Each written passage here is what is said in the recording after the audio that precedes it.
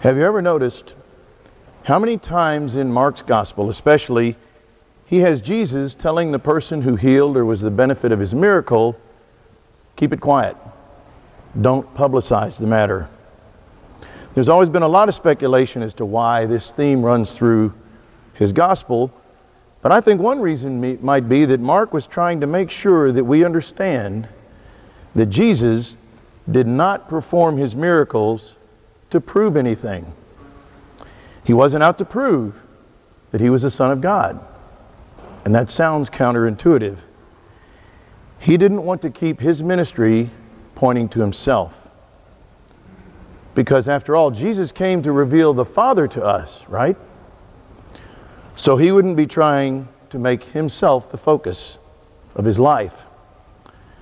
And Mark also wants to make sure that we don't look upon Jesus as some kind of magician or a circus act or a sorcerer who performed acts of magic. So if he downplays the acts of the miracles, how does Jesus reveal the Father to us? Well, let's look at our story. There's a key phrase in here that gives us some of the answers. When the leper makes his statement, it says Jesus is moved with pity. Right here is where he reveals the Father. He's revealing God's love, his compassion, his empathy, and his never-ending mercy towards all of us. Mark is making the focus of the story from Jesus' standpoint that Jesus isn't trying to win followers for himself with outward signs of miracles.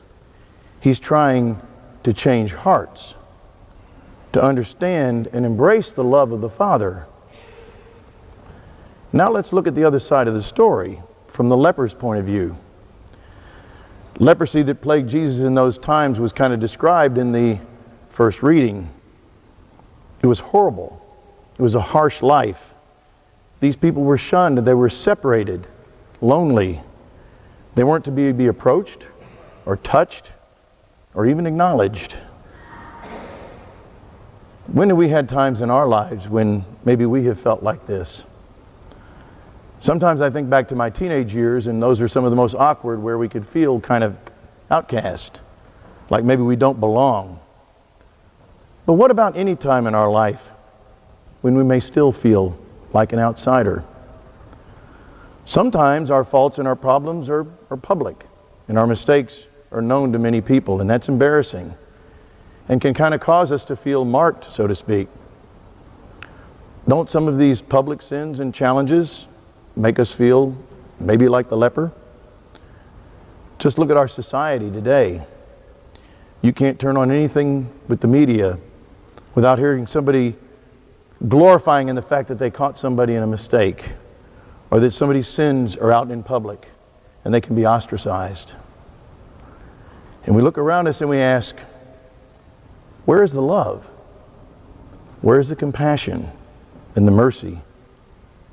Sometimes it's kind of hard to find. And what about the other side of the coin, those challenges and sins that aren't public?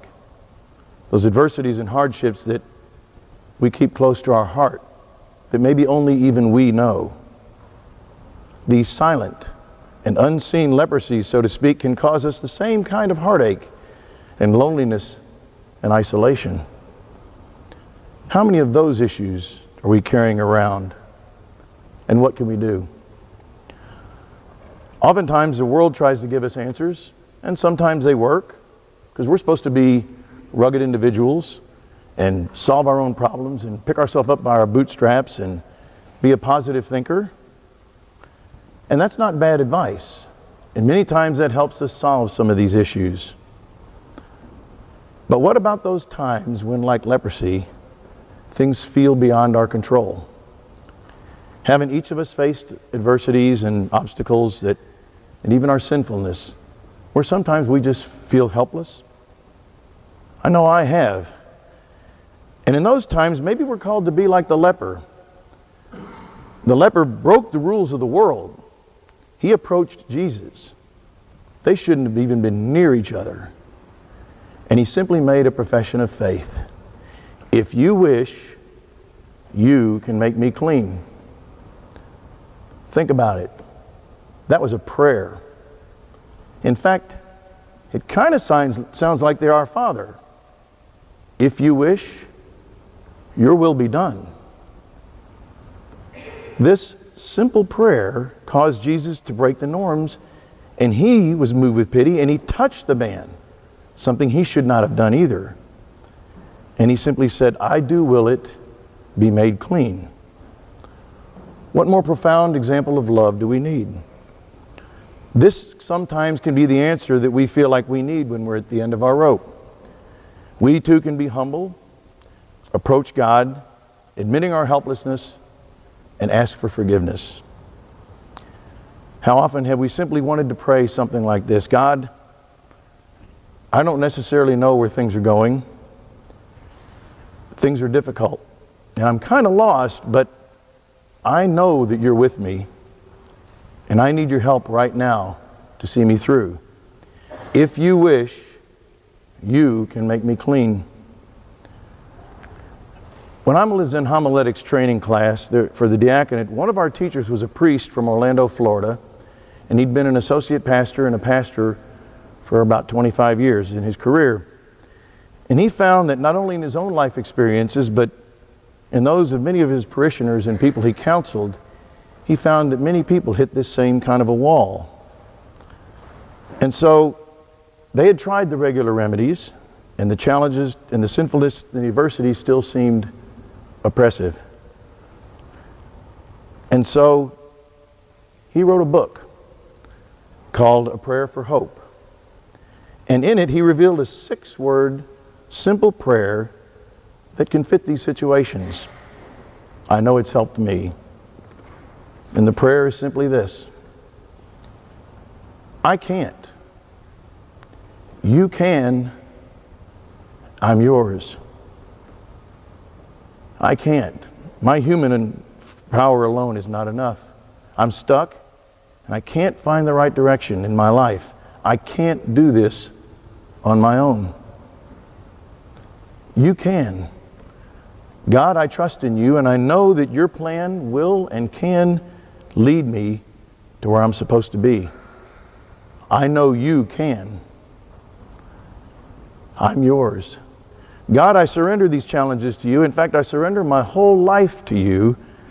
I recognize that everything in my life, even my very existence, is a gift from you. And that in times of challenge, I need you more than ever. I'm yours.